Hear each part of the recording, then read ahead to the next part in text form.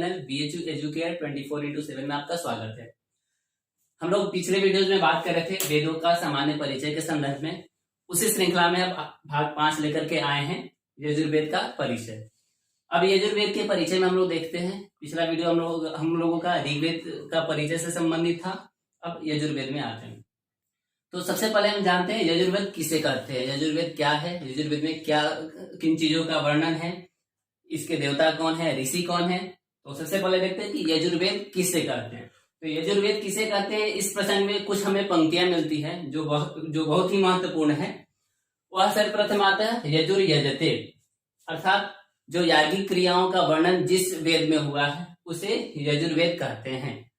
यजुर्वेद यजुर यजते ये उक्ति है, निरुक्तकार यास्क ने कहा है यजुर यजते, अर्थात जहां पर यजन क्रिया का निर्धारण किया गया है, अर्थात जिस वेद में यजन क्रिया को बताया गया है उसे यजुर्वेद कहते हैं। ठीक है। एक अन्य उक्ति और मिलती है इज्जते अनेनेति यजु, अर्थात अनेनेति जिन मंत्रों के माध्यम से इज्जते यानी कि इज्जा का अर्थ होता है यज्ञ क्रिया, अर्थात जिन मंत्रों के माध्यम से यज्ञ क्रिया का संपादन होता है उसे यजु यानी कि यजुर्वेद कहते हैं।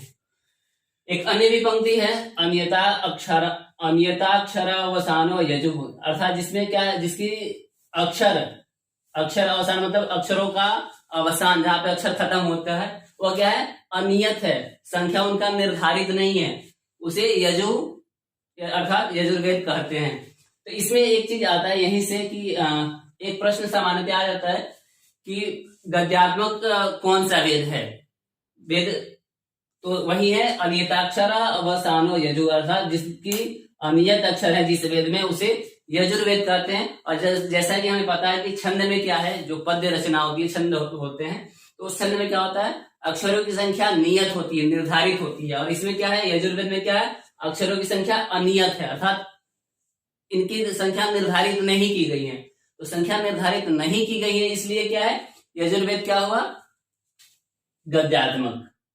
यहीं से हमें इस प्रश्न का उत्तर मिल जाता है कि गद्यात्मक वेद कौन सा है, तो गद्यात्मक वेद यजुर्वेद है। आगे एक और पंक्ति आएगी गद्यात्मको यजु, अर्थात जो गद्यात्मक है वही यजुर्वेद है। और यह पंक्ति विशेष करके तैतरीय शाखा के संदर्भ में आता है, इसके बारे में हम लोग आगे बात करेंगे। एक और अन्य मीमांसा में पंक्ति है शेषे यजु शब्द, अर्थात 2 प्रकार के मंत्र कहे गए हैं इससे पहले। कौन कौन से, तो एक तो वो जो पद्य रचना है, अर्थात छंद में है, छंदोबद्ध है, ठीक है। और इसके अतिरिक्त एक ऐसे जो गेय मंत्र है, अर्थात जो सामवेद के मंत्र हैं।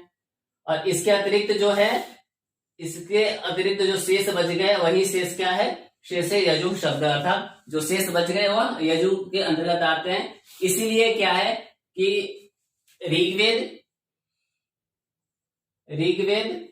सामवेद और यजुर्वेद, इन तीनों को वेद त्रयी कहा जाता है। तो वेद त्रयी के अंतर्गत 3 वेद आते हैं, ऋग्वेद, सामवेद और यजुर्वेद। ठीक है।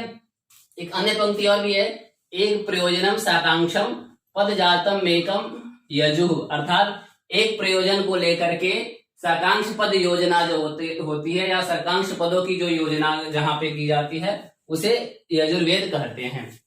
ठीक है। गद्यात्मक को यह जो हमने बताया है कि जो गद्यात्मक है, अर्थात जो केवल गद्य रचना है, उसे यजुर्वेद कहते हैं।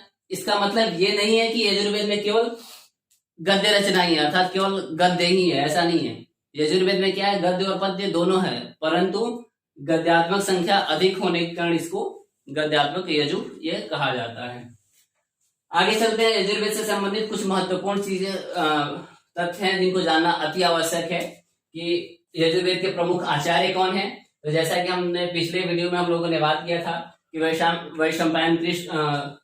वैशंपायन को महर्षि कृष्ण द्वैपायन ने यजुर्वेद का पाठ पढ़ाया, अर्थात जब महर्षि कृष्ण द्वैपायन वेद व्यास ने वेदों का विभाजन किया और विभाजन के बाद अपने 4 शिष्यों को पढ़ाया, तो ऋग्वेद को पहले ऋषि को पढ़ाया, वैशंपायन को यजुर्वेद पढ़ाया, जैमिनी को सामवेद पढ़ाया और सुमंतु को अथर्ववेद पढ़ाया।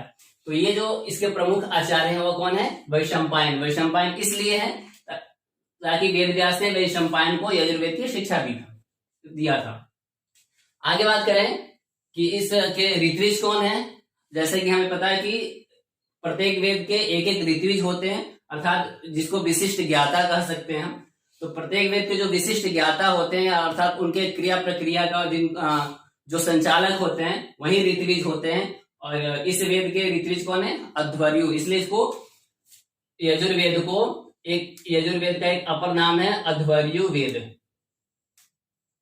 अध्वर्यु वेद अर्थात इसका संचालन अध्वर्यु करता है, इसलिए अध्वर्यु के द्वारा जो संपद्यमान वेद है उसे अध्वर्यु वेद कहा जाता है। इसके देवता कौन है प्रमुख? तो इसके देवता वायु है। ये आपके याद करना है और ये बहुत ही आवश्यक है। और ये सामान्य प्रश्न है जो कि प्राय सभी को पता होता है कि यजुर्वेद का विषय क्या है। तो यजुर्वेद का विषय है कर्मकांड। तो कर्मकांड तो हमें सभी को पता होता है कि कर्मकांड विषय है, लेकिन कभी कभी इसकी जगह आ जाता है इज्या। तो इज्या का भी अर्थ होता है यज्ञ क्रिया, और यज्ञ क्रिया अर्थात कर्मकांड। समानार्थी शब्द है, लेकिन हमें समानार्थी शब्दों को भी जानना पड़ेगा, तभी हम प्रश्न आसानी से कर पाएंगे, नहीं तो हमें प्रश्न कठिन लगेगा और हम छोड़ करके चले जाएंगे। ठीक है, आगे बात करते हैं कि यह जो यजुर्वेद है इसके कितने शाखा वर्तमान में है और प्राचीन में थे। इसको लेकर के सभी वेदों को लेकर के ये प्रश्न प्राय परीक्षाओं में पूछे जाते हैं। जैसे हम एक विंशतिवाह पृष्ठम ऋग्वेद के संदर्भ में था कि ऋग्वेद के प्राचीन में महर्षि पतंजलि ने 21 शाखाओं का उल्लेख किया है महाभाष्य में। तो उसी प्रकार के यहाँ महाभाष्य में यहाँ पतंजलि ने इसको लेकर के किया है 100 अध्वर्यु शाखा, अर्थात 101 शाखा किसके थे? अध्वर्यु। अध्वर्यु यानी कि अध्वर्यु किसका ऋत्विज होता है? तो यजुर्वेद का। तो यजुर्वेद का जो ऋत्विज है अध्वर्यु, तो अध्वर्यु के कितने शाखा है? 101। अर्थात यह कह सकते हैं कि यजुर्वेद के प्राचीन समय में 101 शाखा थे, परंतु आज वर्तमान में कितने उपलब्ध होते हैं हम लोग आगे इसमें देखेंगे। सतगुरु शिष्य हैं जिनकी रचना है सर्वानुक्रमणी। तो इन्होंने सर्वानुक्रमणी में भी 100 शाखाओं का उल्लेख किया है। हो सकता है कि सतगुरु शिष्य के समय जो यजुर्वेद के शाखाओं की संख्या थी वह एक न मिलता हो, पतंजलि के बाद के हुए। पतंजलि का समय लगभग 150 ईसा पूर्व रहा। ठीक है, तो सतगुरु शिष्य के समय 100 शाखाओं का उल्लेख मिलता है। इसके बाद चरण व्यूह में 86 शाखाओं का उल्लेख मिलता है। चरण व्यूह शौनक की रचना है। हमने ये भी पिछले वीडियो में आपको बताया था कि चरण व्यूह किसका रचना है, और इसको लेकर के मैंने प्रश्न भी पूछा था और काफी लोगों ने इसका उत्तर दिया भी है। और आप भी पिछला वीडियो देखिए और जरूर उत्तर दीजिए। आगे चलते हैं हम लोग कि उसके बाद से यह जो यजुर्वेद है, इस यजुर्वेद का विभाजन हो गया। अब इसका विभाजन कैसे हो गया इस पे थोड़ा सा गौर करते हैं। तो यह जो यजुर्वेद है, यह इसके जो प्रमुख आचार्य हैं वह है वैशंपायन। वैशंपायन जब अपने शिष्यों को पढ़ा रहे थे तो पढ़ाते पढ़ाते उसमें वैमनस्यता आ गई। तो उसमें से कुछ शिष्य जो थे जिनकी प्रमुखता अगर बात करें तो याज्ञवल्क्य को लेकर के, तो मूलतः वैशंपायन का याज्ञवल्क्य से खटपट हो गया और आपस में वैमनस्यता के कारण वैशंपायन ने याज्ञवल्क्य से अपनी विद्या मांगनी शुरू कर दी कि हमने जो विद्या आपको पढ़ाई है आप हमें वो वापस करिए। अभी वापस कैसे करते? तो इन्होंने क्या किया कि वपन रूप में, अर्थात उल्टी के रूप में इन्होंने क्या किया, इन्होंने जितना पढ़ाया था या जितना पढ़ा था वैशंपायन से इन्होंने वपन कर दिया। वपन करने के बाद जो वैशंपायन थे अपने अन्य शिष्यों को बोले और कि तितिर के रूप में, तितिर एक पक्षी होता है, तो उस तितिर के रूप में अन्य शिष्यों ने उस वेद को ग्रहण किया जो याज्ञवल्क्य ने वपन किया था। इसीलिए इसी से क्या हुआ, तैत्तिरीय शाखा की उत्पत्ति हुई। ठीक है, यानी कि जो तितिर के रूप में जो शिष्य उसको ग्रहण किए वह तैत्तिरीय शाखा के नाम से जाना जाने लगा। अब याज्ञवल्क्य के पास तो किसी वेद की शिक्षा रही नहीं, तो वो क्या करते, तो वह उन्होंने क्या किया, सूर्य की उपासना किया। ठीक है, ये जो वैशंपायन थे ये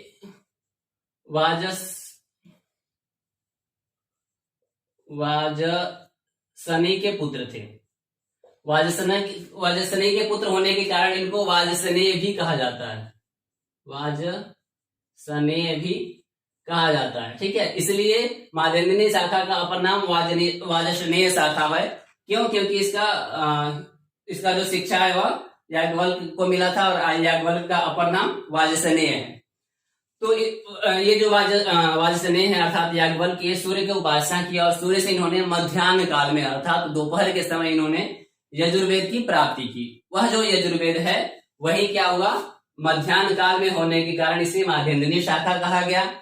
और यह जो है वो शुष्क रूप में मिला था, इसलिए इन्होंने क्या है, यह शुक्ल यजुर्वेद कहा गया। तो इस प्रकार क्या, शुक्ल और कृष्ण के पीछे तात्पर्य यह भी है कि शुक्ल में क्या है, केवल मंत्र भाग है, केवल मूल मंत्र हैं, जबकि कृष्ण में क्या है, इसमें मंत्र के साथ साथ विनियोग ऋषि इत्यादियों का भी वर्णन है। ठीक है, तो कृष्ण और शुक्ल में यही फर्क है कि शुक्ल में केवल मंत्र भाग है, जबकि कृष्ण में मंत्र विनियोग इत्यादि उसकी तरह ब्राह्मण ग्रंथों की तरह दिए गए हैं। ठीक है, तो याज्ञवल्क्य ने क्या किया, सूर्य से मध्याह्न समय में यजुर्वेद का ग्रहण किया, इसलिए क्या है, इसको माध्यन्दिनी शाखा बोला जाता है। याज्ञवल्क्य का नाम वाजसनेय है, इसलिए माध्यन्दिनी शाखा को वाजसनेय शाखा भी बोला जाता है। तो ये चीज अक्सर प्रायः परीक्षाओं में पूछ दिए जाते हैं कि वाजसनेय शाखा किसे कहते हैं या वाजसनेय शाखा का अपर नाम क्या है। तो आप नाम से कंफ्यूज बिल्कुल भी नहीं होइएगा। आगे बात करेंगे इस माध्यन्दिन जो शाखा है इसमें 40 अध्याय हैं।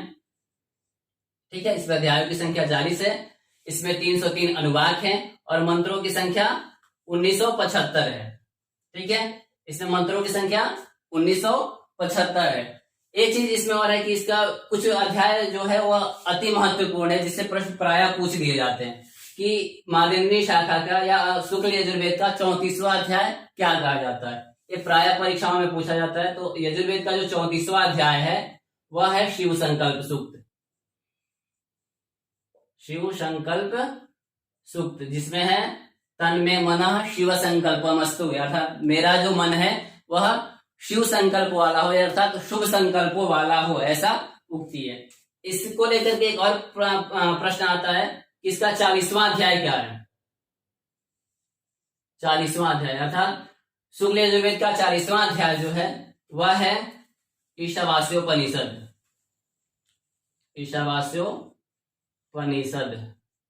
इसमें 18 मंत्र हैं और शिव संकल्प सूक्त में 6 मंत्र हैं। तो इसको लेकर के भी प्राय प्रश्न आ जाते हैं। इसके बाद चलते हैं, इसके एक अपर शाखा है काण्व शाखा।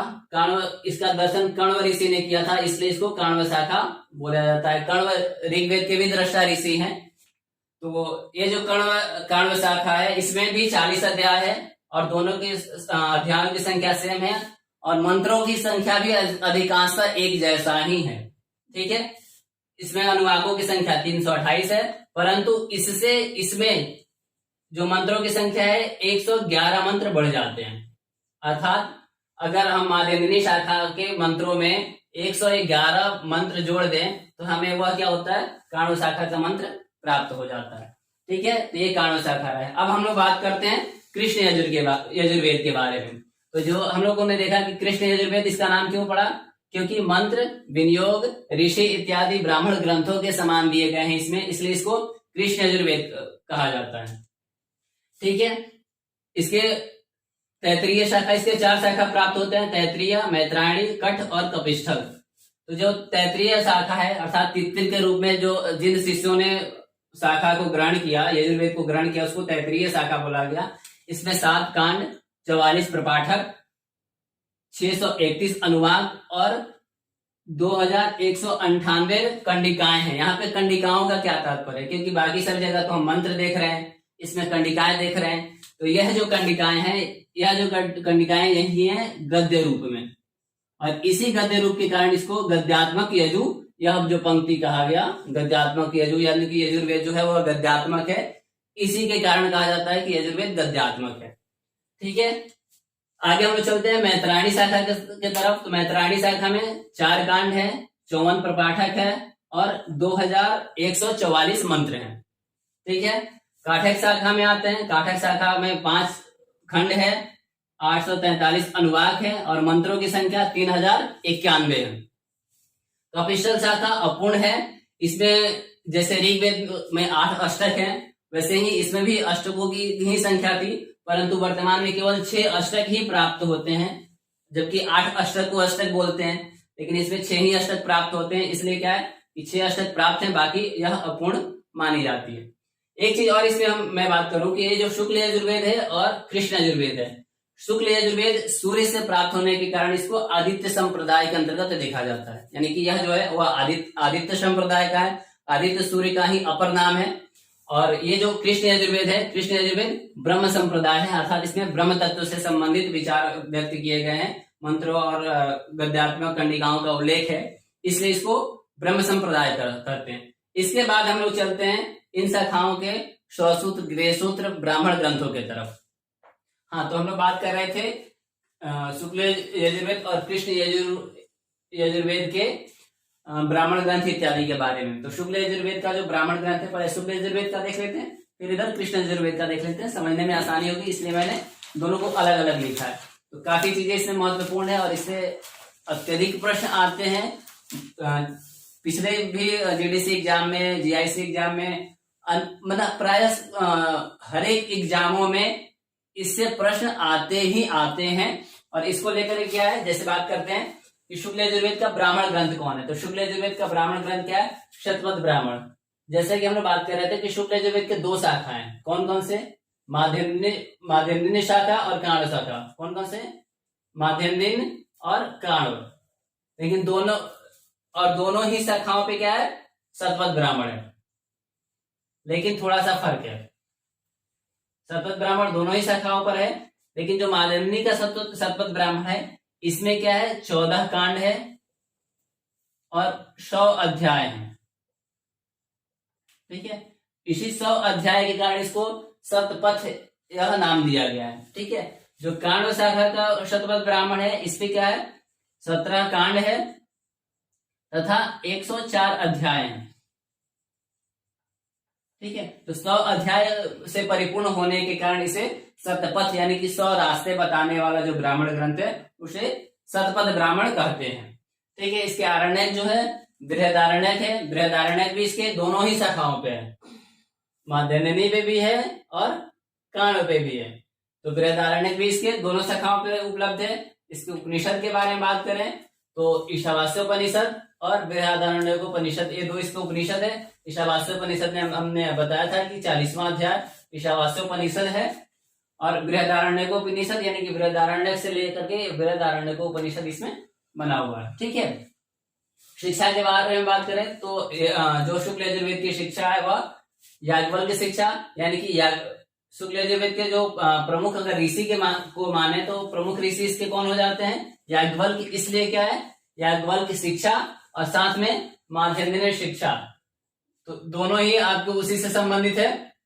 तो याज्ञवल्क्य शिक्षा और माध्यन्दिनी शिक्षा आपको याद करने में भी आसानी होगी, हमें नाम से ही कंफर्म हो जाएगा कि यह किस वेद से संबंधित है। इसलिए यह वीडियो अति महत्वपूर्ण हो जाता है आपके लिए कि आपको अलग से बैठ करके रटने की आवश्यकता नहीं है। इसी में अगर थोड़ा सा दिमाग लगा के अगर हम समझें तो हमें क्लियर हो जाता है कि कौन सी शाखा, कौन सा शिक्षा, प्रतिशाख, स्वसूत्र, गृहसूत्र किस वेद से संबंधित है, यह आपको बिल्कुल क्लियर हो जाएगा।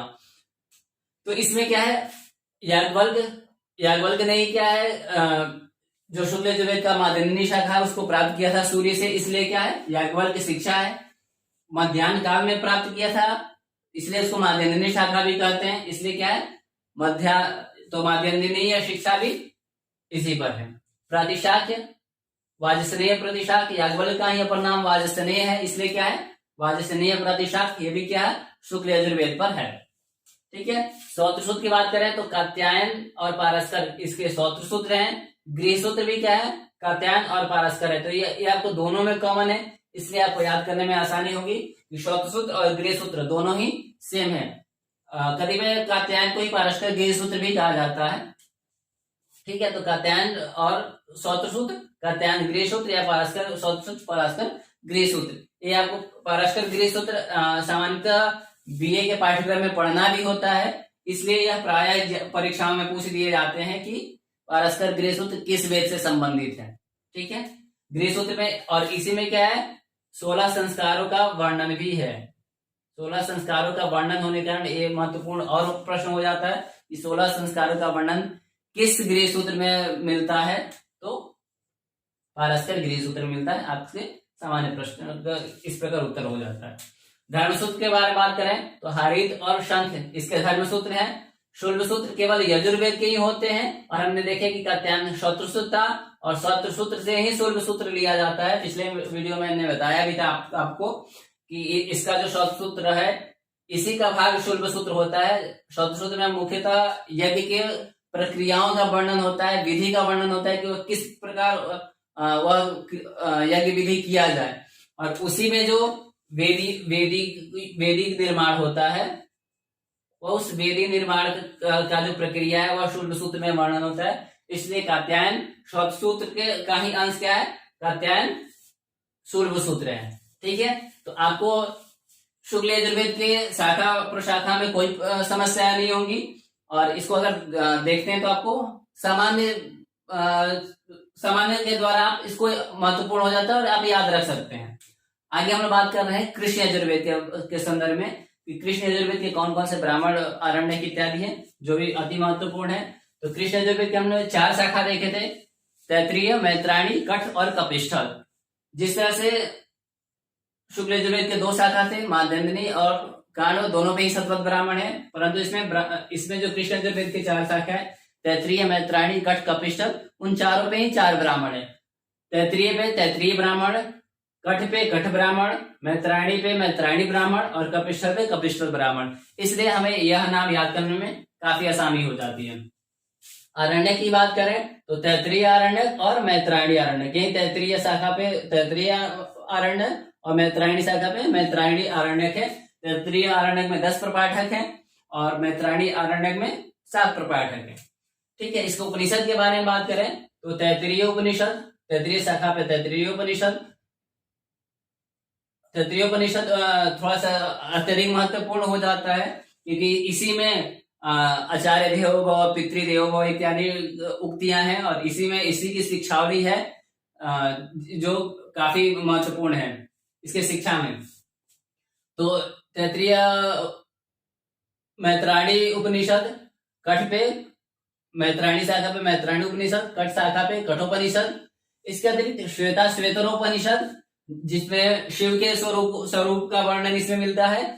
और ये जो तैत्तिरीय शाखा है, यह तैत्तिरीय शाखा जो तैत्तिरीय आरण्य का 10 प्रपाठक है, इसमें प्रपाठक संख्या 7 से लेकर के 9 तक का जो वर्णन है वही तैत्तिरीय उपनिषद हो जाता है। इसलिए, और इसी का जो 10वां प्रपाठक है, वही 10वां प्रपाठक क्या है, महानारायणोपनिषद है। तो इसलिए यह आपको याद करने में काफी आसानी होगी, या यह जानने में कि महानारायणोपनिषद किस वेद से संबंधित है, यह अनेक एग्जामों में पूछ दिया जाता है, इसलिए आपके लिए यह महत्वपूर्ण है। तो महानारायणोपनिषद किस वेद से संबंधित है, तो कृष्ण यजुर्वेद से, और यह क्या है, तैत्तिरीय आरण्य का 10वां प्रपाठक है। ठीक है, आगे हम लोग बात कर रहे हैं शिक्षा के बारे में। तो वासिष्ठ शिक्षा, मांडव्य शिक्षा, भारद्वाज शिक्षा, अवसान निर्णय शिक्षा, यह कृष्ण यजुर्वेद के शिक्षा है।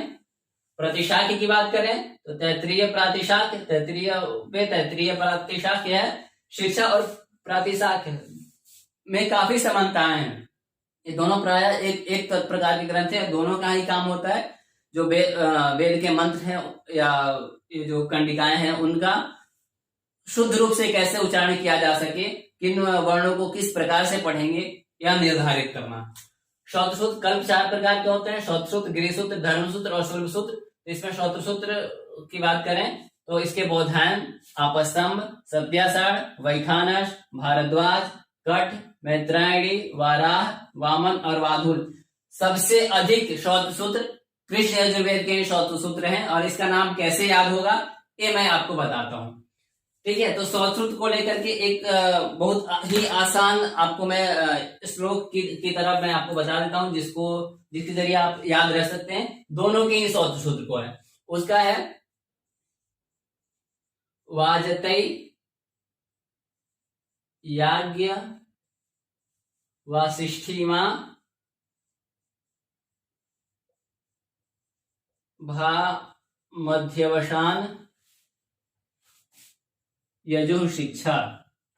यजुः शिक्षा आपको याद करने में बिल्कुल ही बहुत आसानी होगी, एक लाइन का है, आपको याद हो जाएगा। और इसमें शुक्ल यजुर्वेद के और कृष्ण यजुर्वेद के दोनों की ही शिक्षाओं का उल्लेख मिल जाता है आसानी से।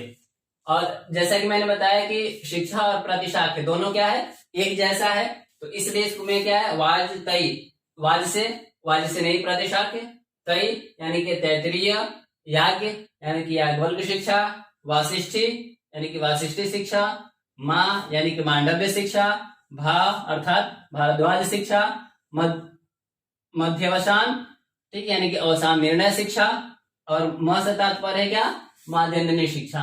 तो इस प्रकार क्या है कि आप ये सभी शिक्षाओं का नाम यजुः शिक्षा अर्थात यह यजुर्वेद के शिक्षा है। तो आप यहाँ से आराम से याद कर सकते हैं। वाज से नहीं प्रतिशाख्य, तई तैतरीय, या याज्ञवल्क्य, वासिष्ठी यानी कि वासिष्ठ, मांडव्य, भारद्वाज, माध्यन्दिनीय, अवसान निर्णय। यह शिक्षा ग्रंथ आपको याद करने में आसानी होगी। इसी प्रकार से 100 सूत्र को लेकर के अगर हम बात करें तो इसके लिए भी इसी प्रकार की एक हमने शॉर्ट ट्रिक बना रखा है, जिसके द्वारा आपको याद करने में बहुत ही ज्यादा आसानी हो जाती है। वह क्या है, इसके द्वारा आप श्रोत्र सूत्र और गृह सूत्र दोनों को भी याद कर सकते हैं, बस 2 लाइन में। वह कैसे करते हैं, एक श्लोक की तरह है। यह ट्रिक आपको याद करने में बहुत ही मजा आएगा। का बौधाप सत्यावई, का बौधाप सत्यावई, भा कठ मैत्री, व मा वाधूल, एते सूत्रम यजुः श्रौत्र मैत्री वामास्तु न गृह सूत्रम, मैत्री वामास्तु न गृह सूत्रम। एक श्लोक की तरह है, अनुष्टुप छंद की तरह है, बहुत ही आसान। ये कहीं किसी पुस्तक में नहीं है, मेरे द्वारा बनाया हुआ एक ट्रिक है, जिसके द्वारा आप इसमें से बहुत सारी चीज जहाँ पे कंफ्यूजन है और नाम को याद करने में समस्याएं होती है, उसको आप याद कर सकते हो। वो कैसे कर सकते हैं, देखिए कितना आसान है। का अर्थात कात्यायन, बौ बौधायन, आप अर्थात आपस्तंभ, सत्या अर्थात सत्याषाढ़, वही खानस, भा भारद्वाज, कठ यानी अर्थात कठ, मैत्री मैत्राणी को ही मैत्री भी बोला जाता है, ठीक है। तो मैत्री अर्थात मैत्राणी, वा अर्थात वाराह, माँ अर्थात मानव, और वाधूल ये क्या है, एते सूत्रम यजुः श्रौत्र, ये क्या है, श्रौत्र सूत्र है यजुर्वेद के। तो यजुर्वेद के 100 सूत्र में अगर पहला निकाल ले तो पहला क्या है, शुक्ल यजुर्वेद के हो गए, बाकी सब यहां से यहां तक एक कृष्ण यजुर्वेद के हो गए, ठीक है। तो कात्यायन श्रौत्र सूत्र जो है, यह क्या है, यजुर्वेद का शुक्ल यजुर्वेद का श्रौत्र सूत्र है। बौधायन बौधाप यानी कि बौधायन, आपस्तम, सत्याषाढ़, वैखानस, भारद्वाज, कठ, मैत्री अर्थात मैत्राणी, वा अर्थात वाराह, माँ अर्थात मानव, और वाधूल ये क्या है, यजुर्वेद के श्रौत्र सूत्र हैं। अब आते हैं इस वाले पंक्ति में, ये अति महत्वपूर्ण है आपके लिए कि मैत्री वामा सुना गृह सूत्रम। अगर इसी में से कौन कौन सा निकाल लें, मैत्री, वा और माँ, अर्थात मैत्री, वा और माँ, मैत्रायणी, वाराह और मानव, अगर ये हम 3 निकाल देते हैं तो वो हमारे क्या हो जाते हैं, गृह सूत्र हो जाते हैं। तो कितने एक ट्रिक के जरिए आपको याद करने में कितनी आसानी हो जाती है कि बौधायन, आपस्तंभ, सत्याषाढ़, वैखानस, भारद्वाज, कठ, वाधूल, मैत्रायणी, वाराह और मानव, ये क्या थे, श्रौत्र सूत्र थे। इसी में से हमें क्या क्या निकाल देना है, मैत्रायणी, वाराह और मानव, ये 3 हमें निकाल देना है, ठीक है। तो ये हमारे क्या हो जाते हैं, गृह सूत्र हो जाते हैं। तो वो इस एक मेरे द्वारा स्वनिर्मित श्लोक के जरिए आप ये चीज, आप जो अत्यंत कठिन होता है नाम याद रखना, इसको आप याद कर सकते हैं। आगे चलते हैं हम लोग इसके धर्मसूत्र और शुल्ब सूत्र की तरफ। तो इसके धर्म सूत्र कौन कौन से हैं? तो विष्णु, वशिष्ठ, बौधायन, आपस्तम, वैखानस और हिरण्यकेशी इसका धर्म सूत्र है। ये भी आपको नाम याद करने में आसानी होगी क्योंकि बौधायन, आपस्तम, वैखानस इसी में से है। विष्णु, वशिष्ठ और हिरण्यकेशी आप याद रख सकते हैं। और इसके सूर्य सूत्र क्या है? बौधायन है, हमने इसमें नाम देखा ही। आपस्तम ये भी नाम देखा, मैत्रायण ये भी नाम देखा, मानव, वाराह और वाधुल ये सारे नाम क्या है? हमारे शौर्य सूत्र में मिल जाते हैं, इसलिए हमें यह नाम भी याद करने में काफी आसान होती है। अब हम लोग बात करते हैं इस वीडियो से संबंधित कुछ प्रश्न के बारे में जिसका उत्तर आप हमें कमेंट बॉक्स में देंगे, ठीक। शुक्ल यजुर्वेद के कौन कौन से शाखाएं हैं? शुक्ल यजुर्वेद के शाखा कौन कौन सा है, ठीक। इसका उत्तर आप हमें कमेंट बॉक्स में देंगे। दूसरा मेरा प्रश्न है आपसे कि माध्यन्दिन शाखा में कितने अध्याय हैं? कितने अध्याय व मंत्र हैं? अगला मेरा प्रश्न है आपसे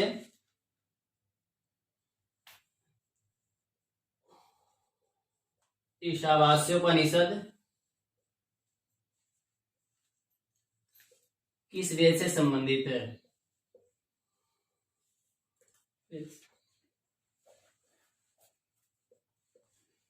संबंधित है। अगला प्रश्न है मेरा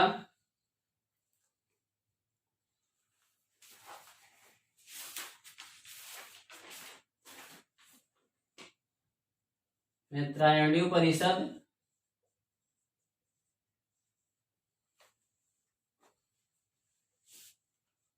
किस शाखा से संबद्ध है?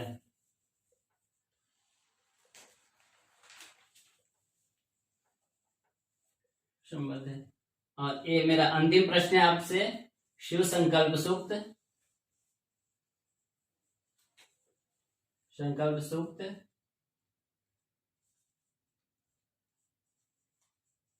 किस वेद में है? किस वेद में है और इसमें कितने मंत्र हैं? और इसमें कितने मंत्र हैं? ये पांचों ही प्रश्न बहुत ही आसान है और इसी वीडियो से संबंधित है, तो आप इसे आसानी से इस प्रश्न का उत्तर दे सकते हैं। तब तक के लिए धन्यवाद, फिर मिलते हैं अगले वीडियो में।